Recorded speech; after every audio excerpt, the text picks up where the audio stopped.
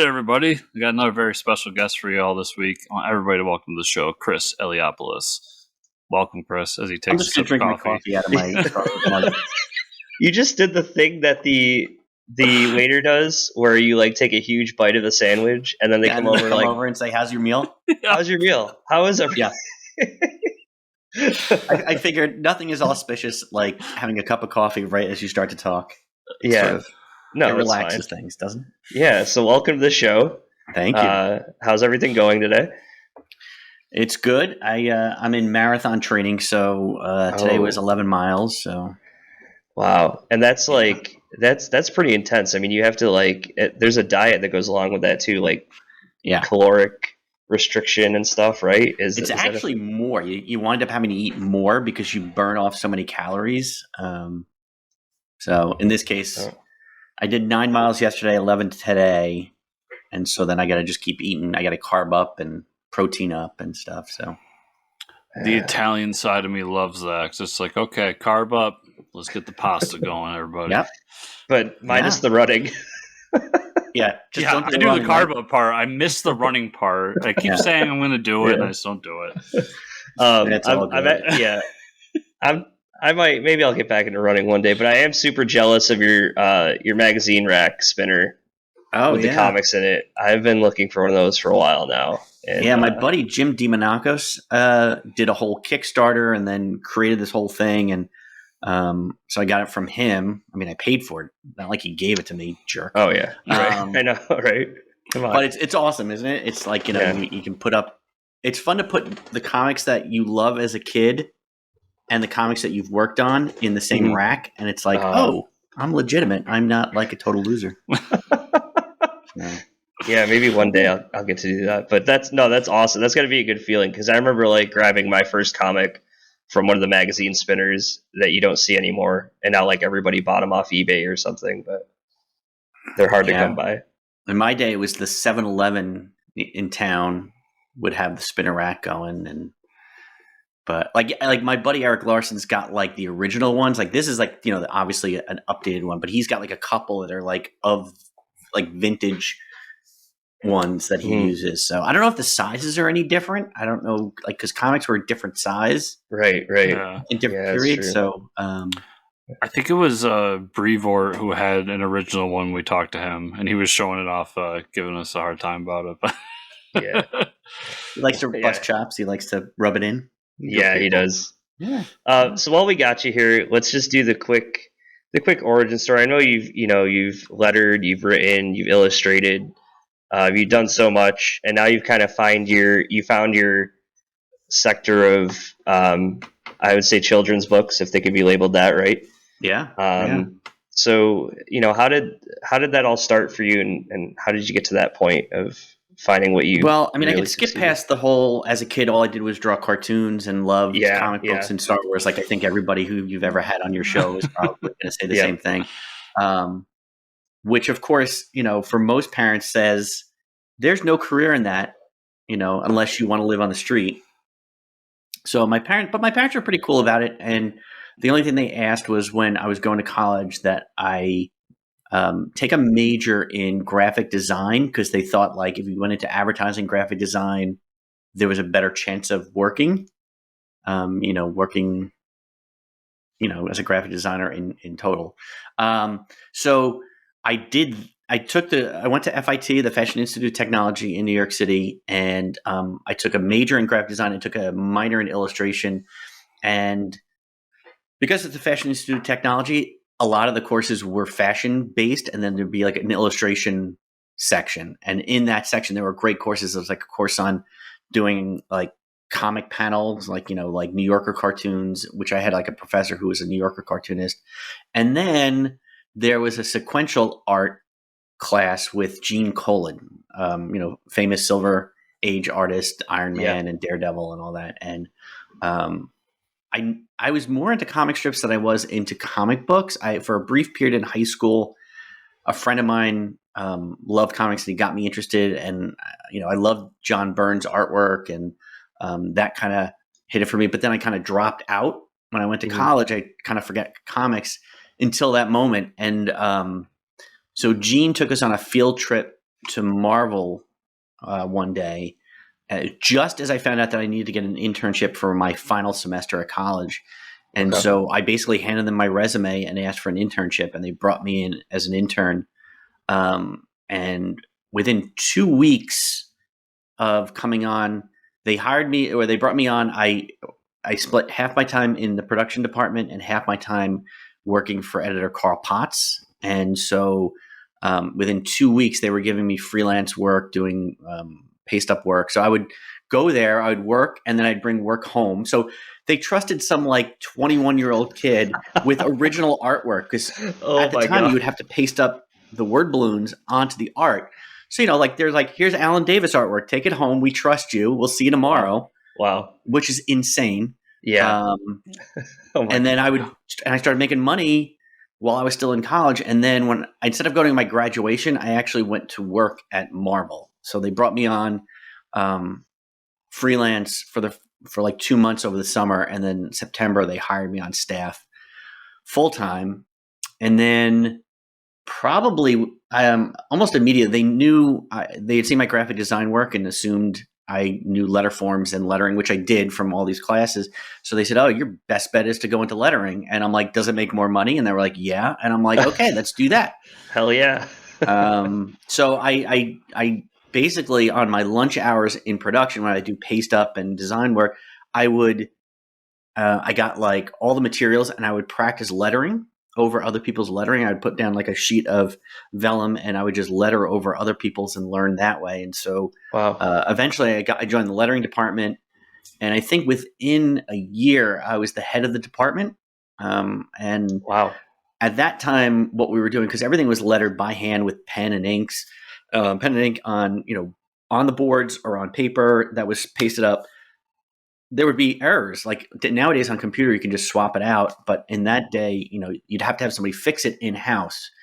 So my job was to imitate all the other letterers and try to fix problems, change words, whatever it may be. I mean, the biggest moment for me was I worked on Weapon X. It was originally lettered by Jim Novak, but Barry Windsor Smith wanted changes made, so that meant it was my job to change them.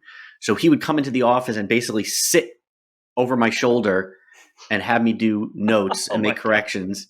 And then while I was there, he's like, "I really don't like the logo that was done. Can you do a new logo?" So I actually did the Weapon X logo on staff there with him overseeing it. Wow.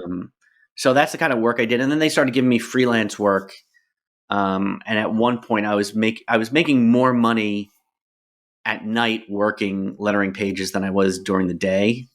And it was that point I realized I should just go freelance and letter books. And then that's when the boom hit. There was like the early 90s. It was like a massive boom in the amount of they just put out anything. I mean, comics I don't know if you remember that. I mean, it was just like, I mean, New Warriors had like 3 or 4 offshoots. It was Night Thrasher, it was Nova, it was, so it was everybody was doing a book, and I was lettering practically every single one of them, and all by hand. So that's really like sort of the beginning part of my career. I guess that's kind of crazy to me. So just a little insight into that. Is there like a basic structure you go for lettering, or does every letterer have back then, did every letterer have their own style that you were trying to meet when you fixed it? Yeah, I mean, if you obviously I learned to look at, most people don't look at lettering other than I can read it, which is fine. But once you're into it, you start to see the differences in people and their different styles.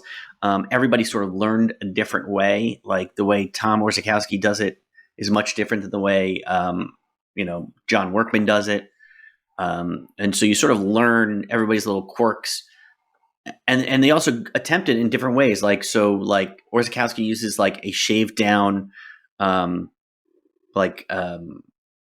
Blanc pen or something like that. I think Workman uses like just a rapidograph, something like that. But they're all so different, and everybody learned different. But I learned. We used to call ourselves the Magnificent 107s. We used a Hunt 107 pen shaved down to a chisel point. That one we learned, it came from Gaspar Saladino, And then I learned it from, it was like sort of in a hierarchy. It was like Jim Novak was up here. Then it was Ken Lopez, Bill Oakley, what did I say? Kenny Lopez, Bill Oakley, Mike Heisler, and Pat Brosseau, sort of on that level. And they were all using these 107s and sort of had the same style. And then I sort of learned from them. And I think I was probably one of the last people to do that until the computers came along and changed everything. So, but yeah, everybody had a sort of different style. You can't look at Walt Simonson's Thor without thinking of Workman's lettering, and you can't think of X-Men in the Day without Tom's lettering. So, they sort of made the style of the book. Exactly. Yeah, I always say that the unfortunate reality for letterers is that when they do their job, we ignore them, but when they screw up, that's the most noticeable thing on the page. Yeah, which is fine. I mean, that's the way it's supposed to be. I mean, obviously you want to add to it and you want to make sure that, you help tell the story and all that. But yeah, I mean, if you're doing something where people are going, "Oh my God, this is awful," then you're doing it all wrong, obviously. And so, did you ever in your career get to the point where you were using computers to do lettering, or were you kind of past that? Well, I was one of the first to go there. I had seen the writing on the wall. When I first got to Marvel, they had some computers and they had Adobe Illustrator, and I would play with it on staff to do like cover copy or little mini logos, just to play with it, just to figure out how to do it. And then Richard Starkings started doing his in-house and or like within like creating his own comic craft business, and people were starting to use it. At first they were a little wary of it and scared of it, but I saw the writing on the wall. I said, obviously you can give 4 people the same font and have it lettered in 2 hours, a book lettered in 2 hours. And, a lot of times that's necessary. And so I started creating my own fonts. I started working on it, and I tried to get a lot of other people involved too. I tried to get other people. I wanted to help them make fonts. I was like, this is where it's going. And if you don't do it, you're going to be out of work soon. And a lot of people, unfortunately, didn't listen. They didn't believe it was going to happen. But I created a bunch of fonts and I started lettering on computers. And basically around 2002, Marvel approached me to basically create a company that would letter most of Marvel's books. So anytime you see VCs, Joe Caramagna VCs, Corey Pettit, those are all my guys. I've created a business and I've got like 6 people working for me right now who letter all the books with all of my fonts. So that's awesome. Yeah. So basically almost every book that Marvel publishes has a font that I created in it. So that's so cool. Oh, that's awesome. Yeah. So what was the first book that you ended up drawing for anybody, let alone Marvel? Oh, wow. When I was on staff, I would do sort of the little spot illustrations in like in the back of comics for some reason. Like I'm trying to remember. I think I did something in Daredevil, or I did something. I think Terry Austin had said, "Hey, you should do a cartoon," because I had shown him some cartoons, and he was like, "Oh, you should do it in the back of this book." And for some reason, they put it on the letters page. And then there was Marvel Age magazine. I don't know if you guys remember that. It was sort of like the in-house publicity magazine. And I would start doing a little things in there. And then I actually wrote. They used to have a calendar on the back of every issue, and they would sort of have the highlights of which creators' birthdays were that day, or we'd do like little jokes about it was like dad jokes about the superheroes. And so I did those for a while. And then there was another book called which was like a comedy or humor magazine based on the superheroes. And so I would do bits and pieces in there. I'm trying to think. I think, and then beyond that, and then I just was doing my own thing. And then I was lettering Savage Dragon with Eric Larson and complaining that I've always wanted to be a cartoonist, but I never have time because I'm basically lettering everything. Lettering all the time. Yeah. And, I was chasing the money, just like the money was really, really good. I was, at one point I was lettering by hand like 30 books a month. Wow. So if you think about like 22 pages a book, 30 books, I was not taking a day off. That's crazy. And so, which was not sustainable. But he had said, "Hey, you want to draw cartoons? You have 2 pages a month in my book. The first one's due tomorrow. Go." So I basically did this strip called Desperate Times, which is just basically about me and a friend in college, a single guy trying to get through life, because I had to just come up with something quick. I didn't have time to even think of anything. So Right. Yeah. I did One that day. for a couple of years. I put out a couple of issues with Image. And then I think I was up at the Marvel offices, and they wanted to create a line of children's books or children's comics like geared towards kids. And I was sitting in Mackenzie Cadenhead's office, and CB Cebulski was in there. And I said, "Oh, I had this idea for Franklin Richards, like as like a destructive kid. You know, my kids were young and they were getting into all my stuff. My son at one point tried to climb onto my lap, and he put his foot, like he ran across the carpet. He put his foot on my tower of my computer and touched my keyboard, and it created a circuit, and it blew out my computer. Wow. And I was like, these kids are destructive. Could you imagine what Franklin Richards would do with his father's stuff? Yeah. Oh my God. Yeah. And so as I was talking to him, I was like, so he could get into all his father's stuff. He'd have Herbie by his side. And literally, as I'm telling him, CB is on the phone. Like, he just gets on the phone, and he was calling David Gabriel, the head of sales, and said, "We have another book for our line." And it was just like that. All of a sudden, I had a book. I was writing and drawing a book for Marvel. So that was the first big one that I really started, doing something for. That's pretty crazy, because you had a couple volumes of that, right? That was pretty popular. Yeah, we started. So it was interesting. They weren't sure if it was going to fly. So they had me do like backup strips in the back of a Power Pack mini. Oh, wow. Yes. And the reviews came in, and they were like, the Power Pack book isn't great, but the backup stories are worth the cost of admission. And so they went, oh, we got to do more of these. So then they asked me to sort of put them together and start. And so they took the 4 that I did in that first series, and then I did another story, and we collected it, and it became the first of, like, I want to say 8 or 9 different books, and then they've collected them into a couple of trades and other formats that they've put out there. So it went well for a while, and then it kind of ran its course. Yeah, but I mean, it's such a cool idea, and then you got to work with the pets as well. The Pet Avengers. So where did that come from? I'm trying to remember how it actually went down. I think Nate Cosby, who was an editor up there at the time, had said, "I want to do something with pets. Can you come up with something?" So I'm like, all right. And so I kind of came up with the idea of Lockjaw and the Pet Avengers, and I picked out which animals I wanted to use. We pitched it, and like they greenlit it like really quick. And the only thing at the time was they wanted to have an Avengers name in there. Maybe it was sales things. I have no clue. So I said, of course, it's got to be the Pet Avengers then, right? I mean, that seems a no-brainer. Yeah, it makes sense. So that was just, and so, and that was a lot of fun. Like Iguara drew it and was amazing. He actually made this stuff believable. Like, it was just like, oh, these look like animals, but realistic animals who have gotten powers. Yeah. And it was funny that like the review, people were just like, no. Like there was one review. I saw a review on CBR, I think it was at the time. And it was just like, here's the review for Lockjaw and the Pet Avengers. And it was just like, not even going to read it.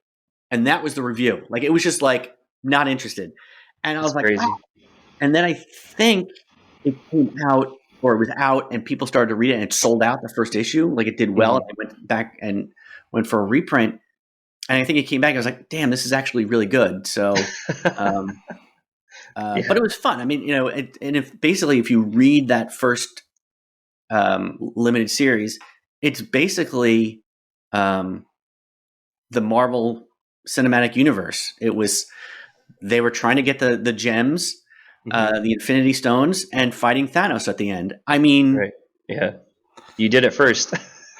One of the characters dies. Yeah, it's come on. What Kevin Feige was learning from you.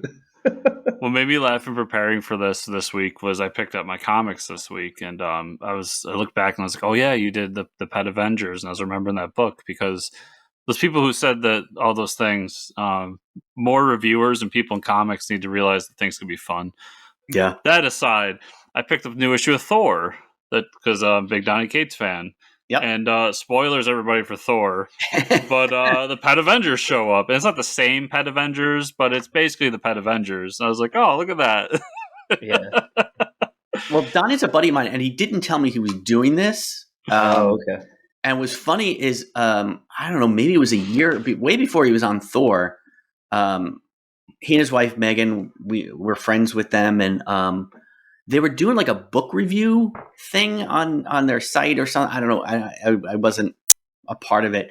And I said, you should review the Pet Avengers. And they're like, oh my God, we totally should. So I don't know if they read it and then went, hey, this will be a fun little thing.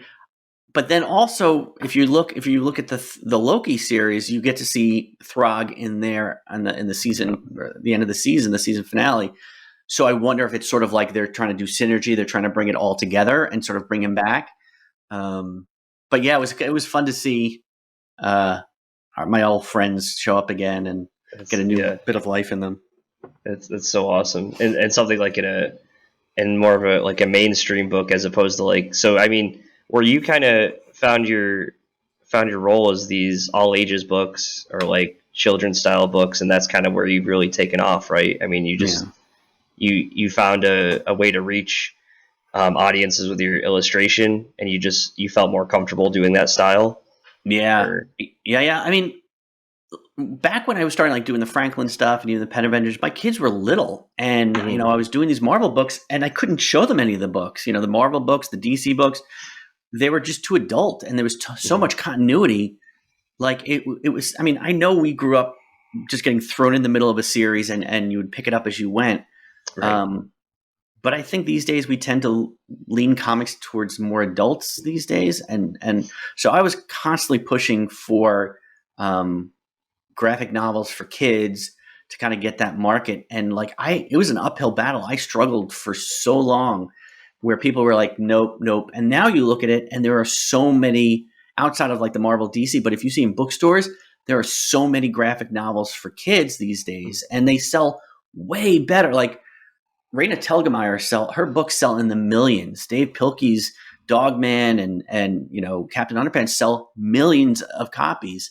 Yeah. And I'm hoping that Marvel DC sort of gets back into that reaching for the kids. So I've always been a proponent of doing that. I did a couple of graphic novels myself for kids just because I had to put my money where my mouth was. So so I did a couple through Penguin Publishing, and so those I did those, and those did well. It's amazing, there's a market out there that we're not fully going for yet in mainstream comics. So, but it could save us. It could save the business at a time when sales are dipping and comic shops are closing. So. I've been pushing that same narrative a little bit with the Dogman books. Like if you look at the sales of what is it Kevin? Is that the creator? Kevin? Dave Pilkey? Dave Pilkey. He outsells most DC and Marvel stuff. Yeah. And I make the joke that like Mike and I, we don't have children, but like our kids are going to be writing the Dark Knight Returns of Dogman someday because that's what they grew up on. Yeah, that's what they grew up reading. But so, I mean, you talked about your own books that you worked on and were published, and that would be the Yawns Are Coming and the Giggles Are Coming series, right? So yeah, so after I did my two graphic novels, one was called Cosmic Commandos and the other was Monster Mayhem. It was funny. My agent had said, I want you to be a picture book author. Huh. And I hadn't thought about it because I'm so steeped in comics. Like I'm all about sequential art. I grew up on Peanuts. I loved comic books. I was like, what? So I went off and I was like, well, what am I going to write about? I don't know. And like, what are they supposed to be? Like I'm used to like a graphic novel, you finish it, you have like a moral ending. Like there's like the good guy saved the day or whatever it may be. And she was like, you don't need to even have a more, it just has to be a good story. Just tell a good story. And I was like, oh, it's just story. So I was, the way my brain works, I was getting my hair cut and I was tired. I was like yawning like crazy. And I just said, oh, the yawns are coming. And in my head, I pictured like these creatures running up to my face and forcing the yawns out of my mouth. That's terrifying. Yeah. And it's a horrible thought. And then, but I thought as a children's book, it might be funny. Yeah. And I went home and I wrote the whole thing out that afternoon. That's amazing. And I drew it up in like a week. And I sent it to my agent. She goes, okay, there you go. Wow. And we went to our publisher, and actually went to my publisher and said, we know like he has for other things, we know you're not going to look at his book, so we're going to take it somewhere else. But if there's anything you think he can change, let us know. And she just went, no, I'm buying it. So she bought it without, so we didn't even have to, wow, shop around or anything. So I've been lucky. Yeah. That's awesome. So I did that one. And before it even came out, we had a meeting about it. A lunch meeting. So I was just having lunch and they're like, oh, we have high hopes for this. We think it's going to do really well. And I said, I hope so. Cause I have a sequel in mind. It's called The Giggles Are Coming, and they go to school and they have to control themselves from giggling in class. And literally by the time I got home, they had sent over an offer. So, wow. Yeah. That's so it was good. Cool. I mean, I'm really blessed and lucky that, this has worked out, but At what point in that whole journey did you meet up with Meltzer and start the Ordinary People Change the World? So Nate Cosby, who I mentioned earlier, had left Marvel to be a writer and a bundler of comics. So he bundles a bunch of comics for like Dynamite these days and Kickstarter programs, and he puts out his own book. But he also wants to write. And so he had come up with this concept called Cowboy. And so we did this graphic novel. He's like, I need somebody to help me. I need somebody to draw it for nothing. And we had become friends. So I was like, all right, I'll do it. I'll do it on my off hours. And so I would draw, this series as we went along, and we packaged it and sold it. It was called, well, now it's with Boom. It doesn't really matter what it was called before. So Boom, and then Boom we'd optioned it to DreamWorks, and so we were dealing with that. And I was on Twitter, and I was aware of Brad and his History Channel show, and so we would go. I was following him, and he was following me, and we would go back and forth when his shows would come on. We would just talk about whatever was going on the show. And then it was weird. It was one of those moments where you're just like, how'd this happen? I was, the book that became Cosmic Commandos, Scholastic was originally interested in it, but I had no idea what to do in publishing. I didn't have an agent at the time. Mm-hmm. And so I was emailing him to ask what to do. And if I could find an agent, if he knew somebody or whatever it was. And I was on vacation at the time because Scholastic had sent me a note saying, we're interested.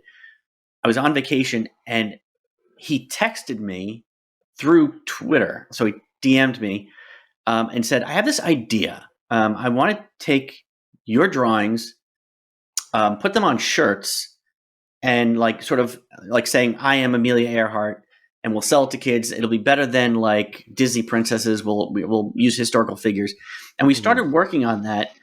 And I think everybody he showed it to was just like, this is great, but you should be doing books. That's what you do. Right. So he was like, hey, want to make books together? And I was like, okay. And so he had done this book called Heroes for My Son and Heroes for My Daughter, 2 books. And in one of they would have like a paragraph of a biography of a historical figure. So he gave me the biography of Amelia Earhart and said, turn this into a children's book. So I literally just tried to break it down and drew up a bunch of pages. I kept her as a little girl, had her like driving a truck as a little girl and flying an airplane as a little girl. And he liked it, and he shopped around for an agent, and our agent basically said to him, the artwork's great, but you need to pick up on the writing because it's not at his level yet. So Brad had to go back and rewrite it. And then she shopped the idea around of doing a series of these books, and we got multiple offers, and then we chose Penguin to go with. And like right off the bat, it was like a 6-book deal. It was like, okay, let's go. And so that happened right after Cowboy and before my graphic novels. So, That's awesome. and now we're up to, you're still doing that series, right? Yeah, we're up to, we just came out with the 25th book. Wow. So, Congrats. and we have more coming.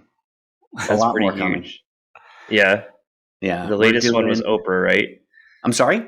The latest one is Oprah? Yeah, this one just came out this past week is I Am Oprah Winfrey. And then in January, February, we have I Am Muhammad Ali and I Am Malala. Oh, wow. Yousafzai, who's the young girl who got shot. Yeah. Amazing. So, and then after that follows, we have Dolly Parton and I Am Pei. So the book is going to be I Am Pei. So it's going to be a little weird. Wow. Little stutter going. I Am Squared. Yeah. They're incredible books too. I think I've read I Am George Washington because I bought a few of them for like family members and kids within my family. Because obviously I'm not the target audience, but I love it. I mean, how much research goes into these? Because I mean, you guys do kind of break down in a very kid-friendly, simplistic way these people's lives. Yeah, we do. So Brad, because he does a lot of historical work, like so, even in his thrillers, he tries to keep it based in reality in terms of historical events, and that's sort of his lane. And so he actually has like researchers who work with him. So he'll get a bunch of research together. He'll pull it together, and then I do a ton because basically when we started the series, we said the unbreakable rule is it has to be real. Like there's nothing in these books other than kind of the conceit that the character stays like a child, or Lincoln will say, "I'm going to be on the penny someday." I mean, that kind of stuff is jokes, but right. We want to make sure that the locations are correct. We want to make sure the time is correct. That George Washington wasn't cutting down a cherry tree. That's a fake story, so we didn't use that. But like even like again, keeping with George Washington, we had to do the crossing of the Delaware. And if you remember that famous painting of him like standing there proudly on the bow of the ship, it never happened like that. Like so, if you do your research, he was sort of sitting in the back of the boat and just sitting down. They were huddled because it was nighttime and there was ice and a little bit of snow. Yeah, they're freezing to death. Yeah, and so, and then it was also the boats because the boat was wrong in the painting as well. And so I had to start doing some research, and I found, I forget where, the boat was sort of like this ironworks boat. So they would put iron in. So they were very deep boats with no seats because it was just to hold iron. And I thought I got it right. And then this person, Brett had mentioned that I got it the most accurate that it's ever been. And somebody said, did it look like this? And there was another type of boat. It was like a flat boat, which was for the horses and for the cannon and stuff. Mm-hmm. And so Brad's like, did you get it wrong? Did you get it wrong? And so I'm like, no, I'm telling you, based on my research, it's this boat, this type of boat. They got it at this ironworks. I'm telling you, I got it right. Yeah. And he didn't believe me. And so he's got connections, and he had me call up Joseph Ellis, who is a Pulitzer Prize winning historian who wrote the book on George Washington. Wow. Now, I knew this guy, and like I love history, so I was intimidated, but I had to call him. Right. Oh my God. So I got on the phone like a 4-year-old girl. I was like, "Oh, hello," and I said, "I'm working with Brad." And he goes, "Oh yes, okay." And I said, "So this is what I drew. This is what he's saying. Am I right?" And he goes, "You're absolutely right. You got it right. You're the only person who's gotten it right." So we went back and said, I got it right. So yeah, a lot of research. I make sure that I get everything right. Wow. I do a lot of making sure that, locations are right, that the people look right, the clothes are right. Nobody's carrying a cell phone in 1846, Is there, I guess I didn't realize some of the books now you have people that are still living, but is there any interviews involved or feedback from them before it gets published?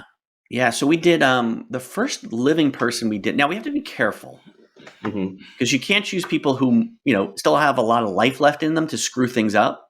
Right. I think in one of Brad's, I think it was Heroes for My Son, he was about to put Lance Armstrong in the book, and at the last minute he took him out, and like a week later they announced the doping scandal. Oh yeah. So he's like, whew. So we're trying to be very careful who choose a living person, that they're not somebody that might just screw it all up. So there won't be like a Bill Cosby book or anything like that. But like we had Jane Goodall, and who is an amazing human, and we talked about her life and how she worked with gorillas and how she loves animals, and they were great. Like her people helped us out with reference and with information. And then finally she got a look at the book, and she went through the book. And back in the day, she used to like interact with the gorillas when she first started. So she would like feed them bananas, or she would like do that thing where they pick gnats out of your hair and stuff. Yeah. And she was doing that stuff, but she's come to realize that that's inappropriate. Like, you shouldn't be messing with wild animals like that. But I had her like that, and she was so concerned that kids would emulate that with a week left before it had to go to press, I had to redraw 11 pages of the book. Wow. Oh my god. To make sure that we didn't have that. So that was crazy. Billie Jean King, she gave us like, Brad sat with her for like 2 hours to go over everything at the end, which was great. We've basically dealt with anybody who's got still family alive, like Jackie Robinson's. We dealt with his family. Oh, that's so Martin cool. Luther King, his family. So that's amazing. We make sure that we get everybody's approval as we go. So through. Are there some like very hidden pages somewhere with Jane Goodall like feeding gorillas or monkeys bananas and stuff like that? I have sitting in frames. everything is done digitally now. Oh, okay. But I saved the files. I didn't delete them, so they're on a separate drive where I keep everything. But and what a fantastic idea to show a true perspective of people that have done such great things. I think it's an amazing idea. Yeah, no, it's been good, and we and it's turned into a TV show. We also have a TV show on PBS Kids. It's called Xavier Riddle and the Secret Museum. So it's based on these books, and I sort of act as de facto art director, and so I design all the characters. That's so cool. So if you see George Washington in the book, he looks the same on the TV show. So it all carries over. So it's amazing.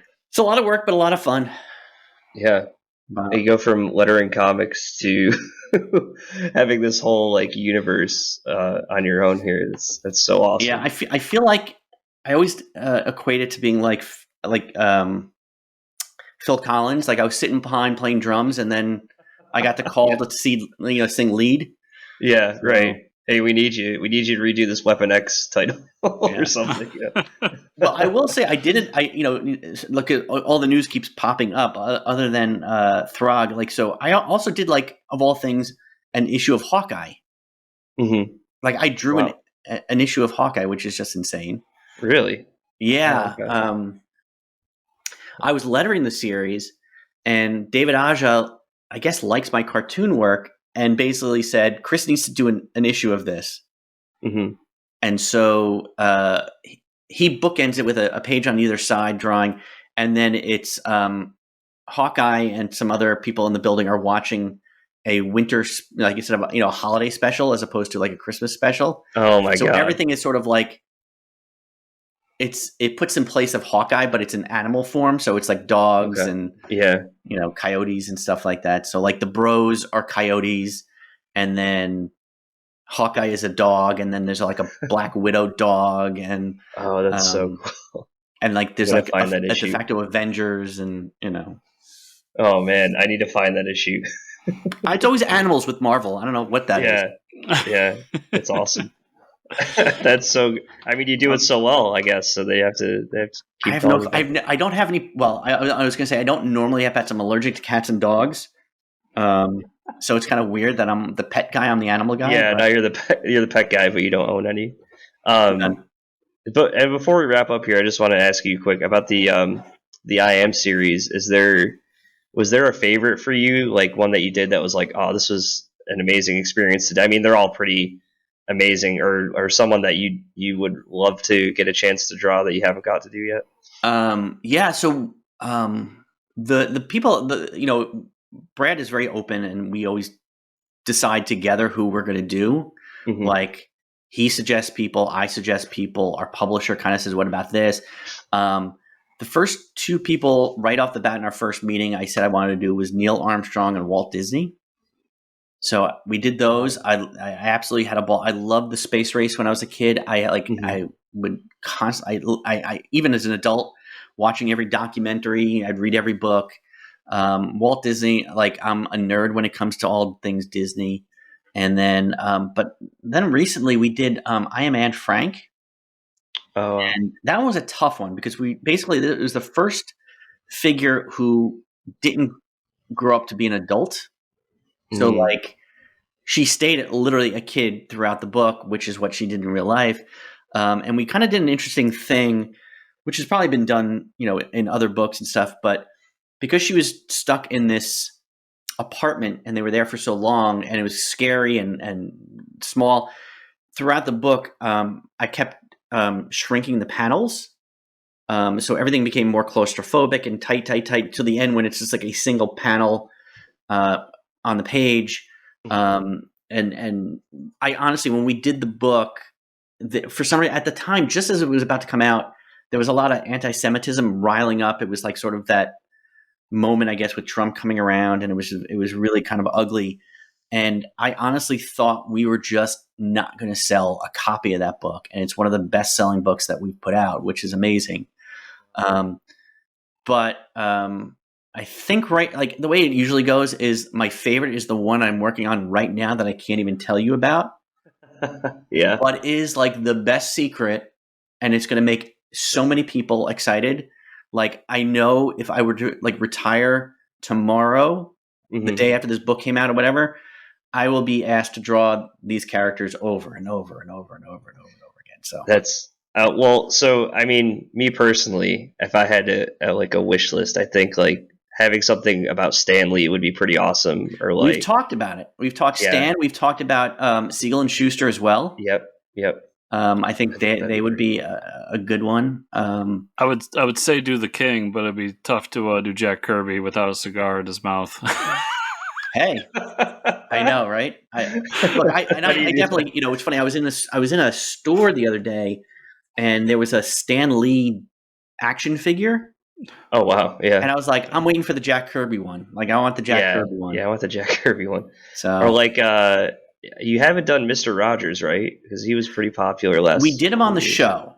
Okay. The hope I think we're gonna get to him in the books. It's the show has lapped us. I mean, our Yeah. first season was 72 figures, so Wow. we've done characters beyond the books, Oh, okay. and so we've done them, and we want to bring them over into the books as well. But hmm we can only go as fast as I can draw. yeah. No. Yeah. There's it takes a little more time. Yeah. Yeah, Chris, thanks so much for this amazing interview. Thanks. And if we want our listeners and viewers to follow you and the stuff you're doing, you have your own website we could send them to? The website's kind of sort of antiquated. It just kind of has been a placeholder, but it's chriseliopoulos.com. But really, if you want to interact, find me on Facebook, Chris Eliopoulos, or on Twitter or Instagram. Everything is Chris Eliopoulos to make things more difficult. Because like my last name isn't already so difficult that everybody's We'll going get to really spell good it at and get spelling it it, wrong. that's for sure. Yeah. And to everyone out there watching and listening, I will have links in the show notes to Chris's website as well as Ordinary People Change the World's website.